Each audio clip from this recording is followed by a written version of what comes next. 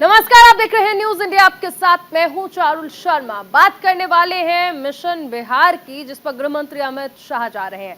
गृह मंत्री अमित शाह के बिहार दौरे से जुड़ी बड़ी खबर आपको बता दें। लखीसराय में जनसभा को संबोधित करेंगे गृह मंत्री अमित शाह। मिशन बिहार पर है गृह मंत्री और यहां पर अशोक धाम मंदिर में वो पूजा अर्चना भी करेंगे। देखिए, कहा जा रहा है कि दरअसल एक खास रणनीति लेकर लखीसराय जा रहे हैं गृह मंत्री अमित शाह।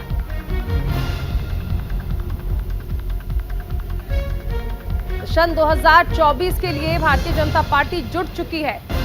लखीसराय यानी जेडीयू नेता और जेडीयू के जो राष्ट्रीय अध्यक्ष ललन सिंह, उनके इलाके से हुंकार भरेंगे और यहां पर एक खास रणनीति लेकर जा रहे हैं गृह मंत्री। ऐसा कहा जा रहा है 2024 का लोकसभा चुनाव हो या फिर 25 का विधानसभा चुनाव, भारतीय जनता पार्टी पकड़ को और मजबूत करना चाहती है।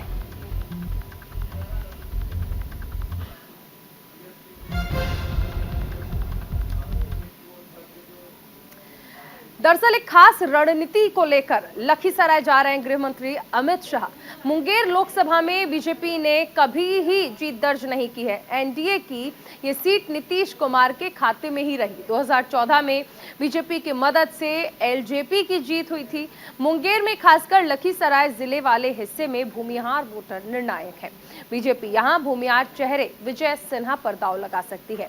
पिछले कुछ दिनों से विजय सिन्हा लगातार सक्रिय भी हैं और इसलिए माना जा रहा है कि गृह मंत्री अमित शाह लखीसराय पहुंचे। मुंगेर सीट पर लंबे वक्त से भारतीय जनता पार्टी की नजर भी है, क्योंकि यहां से कभी उन्हें जीत हासिल नहीं हुई है। और अगर बात कर ले मिशन बिहार की, तो बेहद जरूरी है ये। और गृह मंत्री अमित शाह देखिए खुद पहुंच रहे हैं।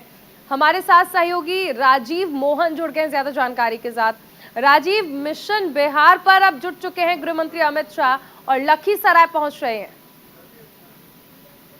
जी देखिए, बिल्कुल जो है आज अमित शाह का वो करीब 2-2:30 बजे लखीसराय में जनसभा होनी है। इसको लेकर पूरी तैयारियां कर दी गई है। देखिए, अमित शाह का पिछले 10 महीने में बिहार का ये 5वां दौरा माना जा रहा है और ये एक तरह से और भी खास इसलिए हो जाता है कि यहाँ मुंगेर लोकसभा आता है और मुंगेर लोकसभा से जदयू के जो सांसद है वो जदयू के राष्ट्रीय अध्यक्ष ललन सिंह का ये जगह माना जाता है, उनका गढ़ माना जाता है। तो उनके गढ़ में ये कहा जा रहा है कि अमित शाह का यह दौरा हो रहा है और उस इलाके में अमित शाह भाजपा का दावा है कि अमित शाह का जो दौरा हो रहा है उससे उस इलाके के जो 6 विधानसभा हैं और आसपास के जो 3 और लोकसभाएं हैं उनको प्रभावित करेंगे। तो यह दावा भाजपा की ओर से किया जा रहा है। लेकिन सबसे महत्वपूर्ण बात यह है कि मुंगेर में चूंकि पिछले 8 लोकसभा के चुनाव में कभी भी भाजपा का उम्मीदवार नहीं रहा है, तो ऐसा माना जा रहा है कि मुंगेर में इस बार भाजपा अपना उम्मीदवार उतारेगी और इसके लिए कई नामों की चर्चा हो रही है, जिसमें प्रमुख रूप से जो नेता प्रतिपक्ष हैं विजय कुमार सिन्हा हैं, उसके बाद जो केंद्रीय मंत्री हैं गिरिराज सिंह जो बेगूसराय से फिलहाल सांसद हैं वो हैं, उसके अलावा राकेश सिन्हा का नाम भी चल रहा है। तो ये माना जा रहा है कि जो भाजपा ने इस लोकसभा चुनाव के लिए जो सर्वे किया है उसमें 10 से 15 सीटों पर वो अपनी मजबूती, अपनी दावेदारी को कमजोर समझता है, जिसमें एक सीट मुंगेर है। लेकिन ऐसा कहा जाता है कि मुंगेर सीट पर जो है एक खास लोगों की बहुलता है और उसका जिस पर वोट जाता है वहां जीतते हैं। ये भी कहा जा रहा है कि 24 का विधानसभा हो, माफ जी, 24 का लोकसभा चुनाव हो या फिर 25 का विधानसभा चुनाव, अमित शाह यहाँ पर एक खास रणनीति लेकर आ रहे हैं और इससे ये माना जा रहा है कि मुंगेर सीट को साधने की कोशिश। और आप देखिए कि लखीसराय खुद में कितना इंपॉर्टेंट हो जाता है जब ललन सिंह यहाँ से आते हैं।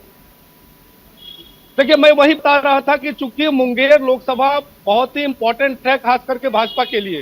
भाजपा का कहना है कि जो ललन सिंह पिछले बार जो चुनाव जीते हैं, तो चूंकि पिछले बार जो चुनाव हुआ था एनडीए का वो प्रधानमंत्री नरेंद्र मोदी के नाम पे हुआ था और मोदी का वोट सब लोगों को मिला था और मोदी के वोट से ही ललन सिंह की भी जीत हुई थी, ऐसा भाजपा का कहना है। लेकिन इस बात को हमेशा से ललन सिंह जो जदयू के राष्ट्रीय अध्यक्ष और वहां का स्थानीय सांसद है मुंगेर के, उन्होंने कई बार खारिज किया है।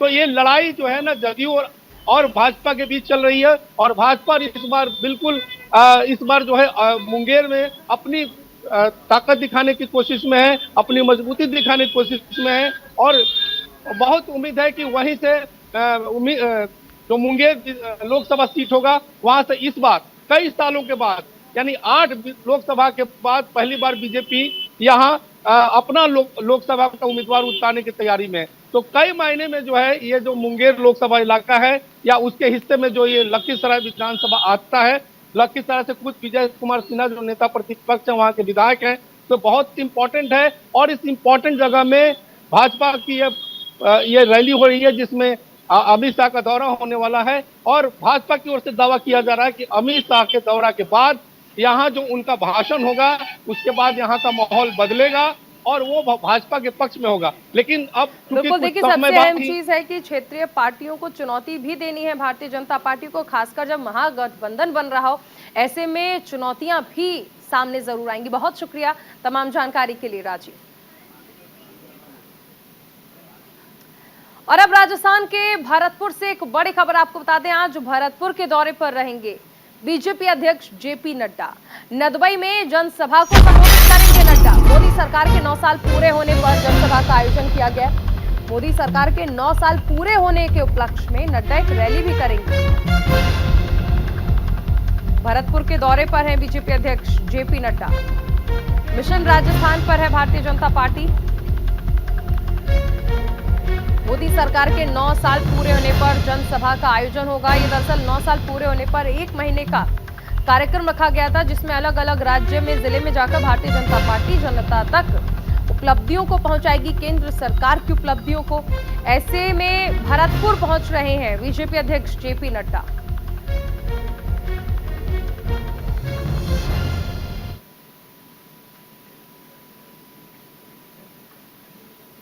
चलिए बात करेंगे भारतीय जनता पार्टी के मिशन राजस्थान की। भरतपुर जिले की विधानसभा सीटों पर बीजेपी का फिलहाल पूरा फोकस है। 2017 के चुनाव में भरतपुर जिले की एक भी सीट बीजेपी जीत नहीं पाई थी। 2023 में कमजोर सीटों पर बीजेपी का पूरा फोकस है। राजस्थान बीजेपी चुनाव से पहले वोटर्स को साधने की कोशिशों में जुटी हुई है और इसी क्रम में आज बीजेपी अध्यक्ष जेपी नड्डा भरतपुर के दौरे पर रहेंगे।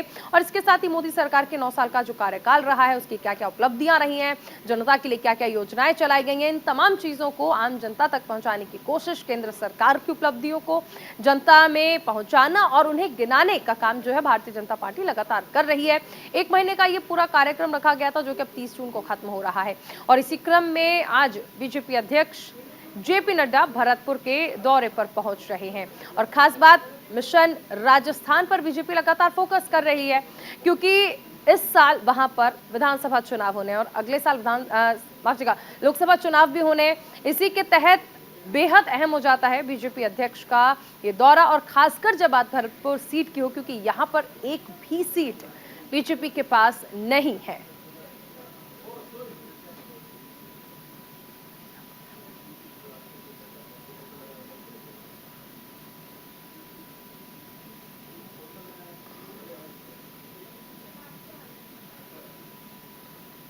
तो बीजेपी का मिशन राजस्थान 29 जून को भरतपुर में सभा है, यानी आज जेपी नड्डा पहुंचेंगे। 30 जून को यानी कल उदयपुर में गृह मंत्री अमित शाह की सभा होगी। पूरा फोकस राजस्थान पर है। 28 जून यानी कल जोधपुर पहुंचे थे रक्षा मंत्री राजनाथ सिंह।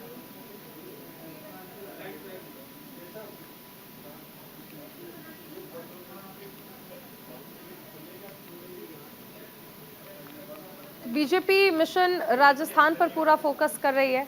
राजस्थान में बीजेपी का चुनावी शंखनाद 2023 में पीएम मोदी यहां पर 6 बार राजस्थान दौरे पर आए हैं।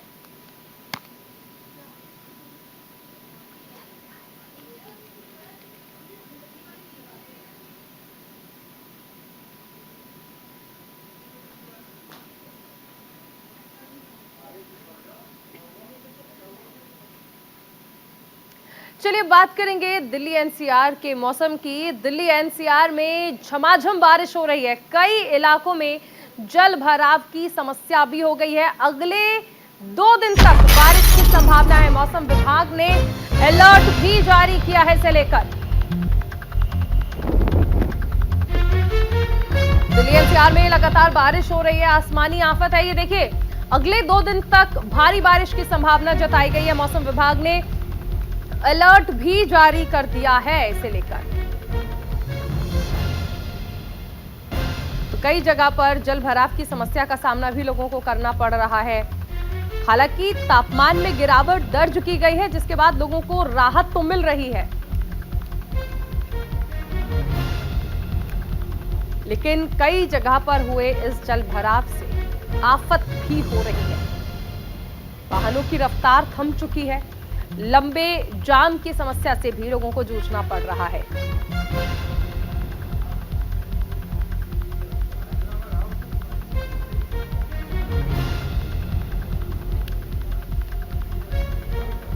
तो दिल्ली एनसीआर में झमाझम बारिश हो रही है, जिसके बाद तापमान में गिरावट दर्ज की गई है, लेकिन इन बीच कई जगह पर जल भराव की समस्या का भी लोगों को सामना करना पड़ा।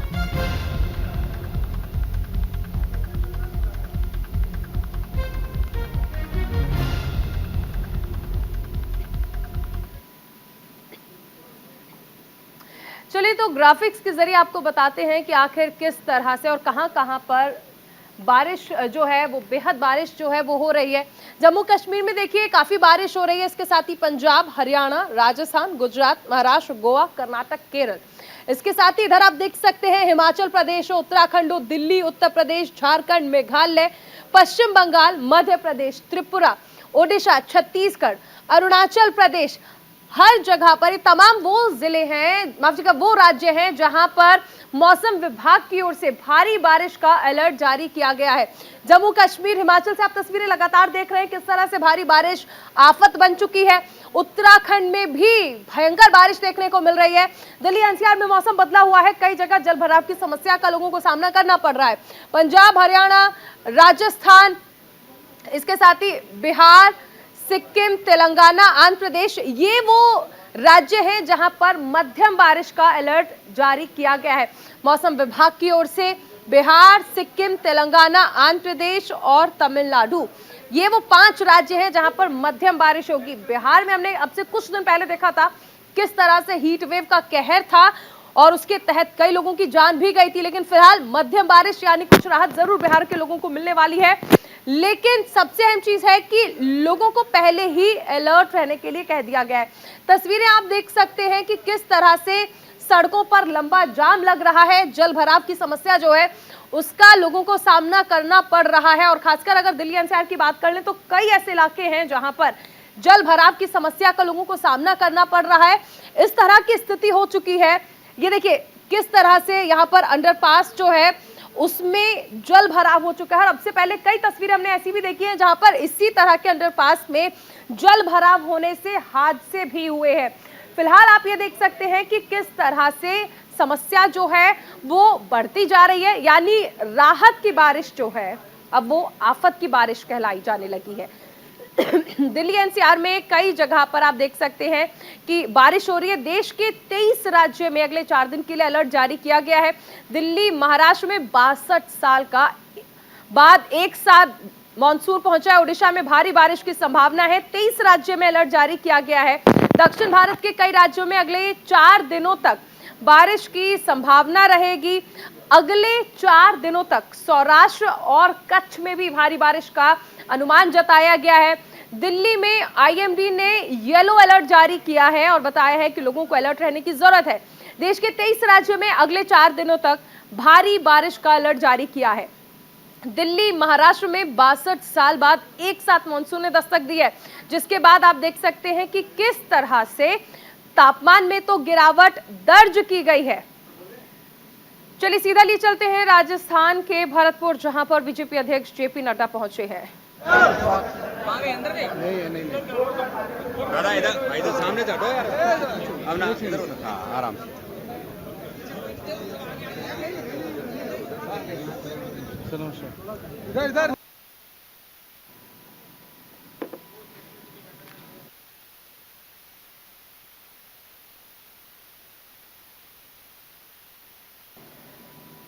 बीजेपी अध्यक्ष जेपी नड्डा भरतपुर पहुंचे हैं और यहां पर पूजा अर्चना कर रहे हैं। दरअसल बीजेपी पूरा फोकस इस वक्त राजस्थान पर कर रही है।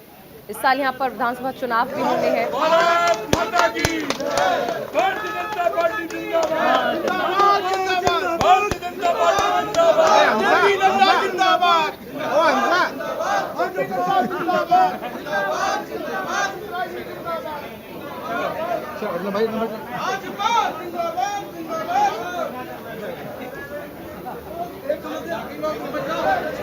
राजस्थान पर है बीजेपी अध्यक्ष जेपी नड्डा भरतपुर पहुंचे हैं और यहाँ पर आपने देखा कि पूजा अर्चना भी की उन्होंने मंदिर में।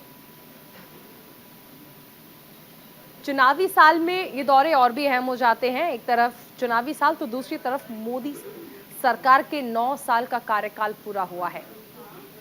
अब अगले साल लोकसभा चुनाव होने हैं और हालांकि राजस्थान की बात कर लें तो इस साल विधानसभा चुनाव भी होने हैं यहाँ पर। इस लिहाज से बेहद अहम हो जाते हैं ये दौरे। और बीजेपी अध्यक्ष देखिए लगातार कोशिश कर रहे हैं कि वो जिले जहां पर बीजेपी कमजोर है वहां पर जाएं, लोगों से बातचीत करें, जनसभा करें, रैलियां करें, ताकि उन सीटों पर एक मजबूत पकड़ जो है वो बन सके।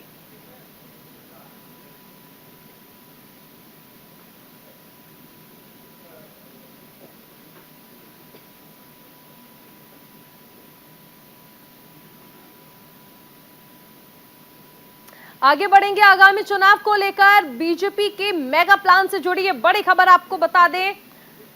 चुनाव होने हैं और इसे लेकर बीजेपी एक मेगा प्लान बना रही है।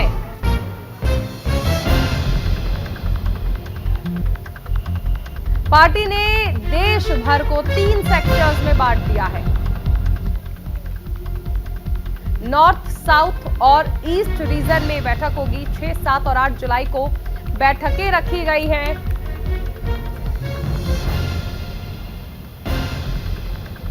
6 जुलाई की बैठक 6 जुलाई को ईस्ट में होगी, नॉर्थ रीजन में 7 जुलाई को होगी और 8 को साउथ रीजन में बैठक होगी।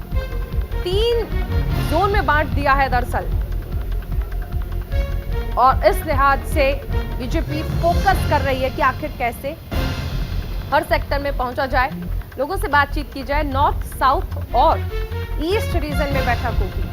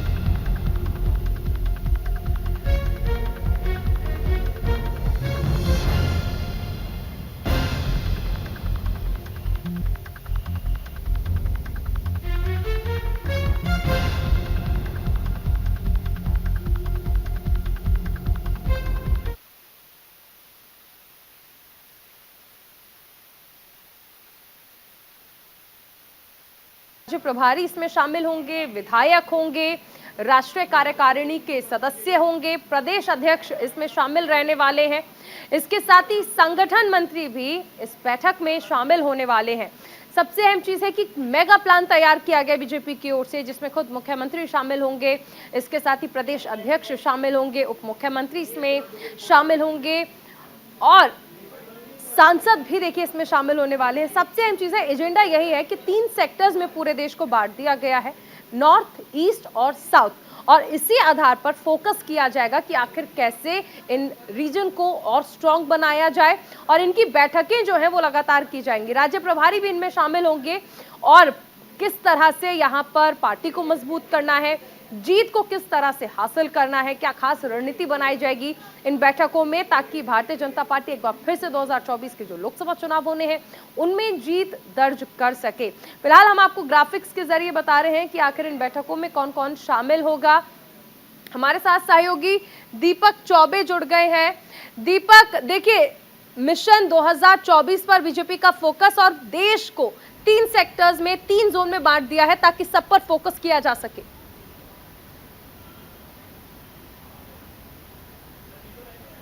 बिल्कुल। और देखिए, कल अगर बात की जाए तो कल देर रात प्रधानमंत्री नरेंद्र मोदी के आवास पर बड़ी बैठक हुई।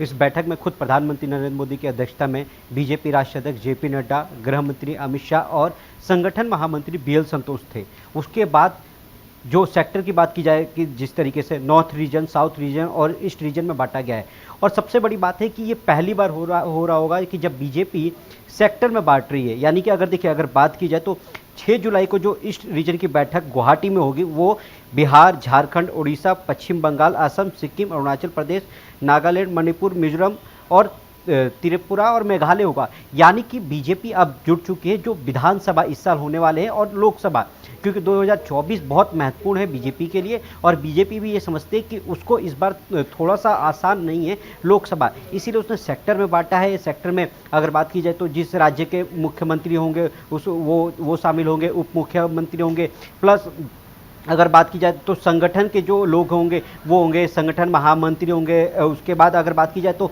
जो विधायक होंगे उसमें से कुछ जो चुनिंदा विधायक होंगे वो होंगे, जो कार्यकारी सदस्य होंगे उनको भी लिया जाएगा। यानी कि बीजेपी ने 2024 और अभी हाल फिलहाल में अगर देखा जाए तो देखिए 4 महीने बचे हैं राजस्थान का, और खुद आज अगर बात की जाए तो बीजेपी राष्ट्रीय अध्यक्ष जेपी नड्डा आज खुद राजस्थान में। तो कहीं ना कहीं बीजेपी का पूरा फोकस है कि 2024 और जो इस साल जो चुनाव होने हैं उस पर पूरा केंद्रित किया जाए और किस तरीके से पार्टी को मजबूत किया जाए और किस तरीके से पार्टी को आगे ले जाया जाए, उसकी तैयारी और उसकी रूपरेखा तैयार की जा रही है बीजेपी।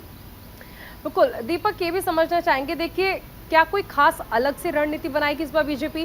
क्योंकि अब से पहले आपने देखा कि जो हालात थे वैसे इस बार नहीं है। एक तरफ बीजेपी 9 साल के कार्यकाल का जश्न मना रही है, जनता के बीच जा रही है, लेकिन ये जो महागठबंधन बन रहा है इससे चुनौतियां तो बढ़ने वाली है।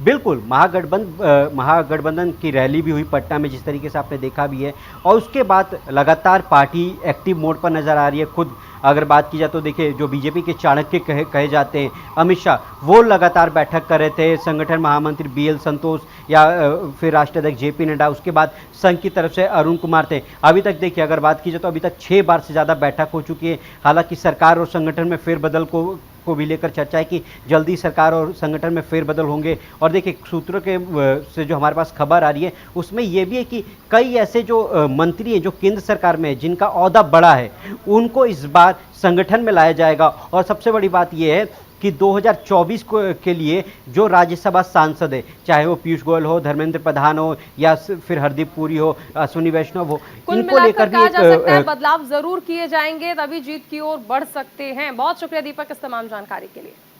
और इसी के साथ इस बुलेटिन में फिलहाल इतना ही। आप बने रहिए न्यूज़ इंडिया के साथ।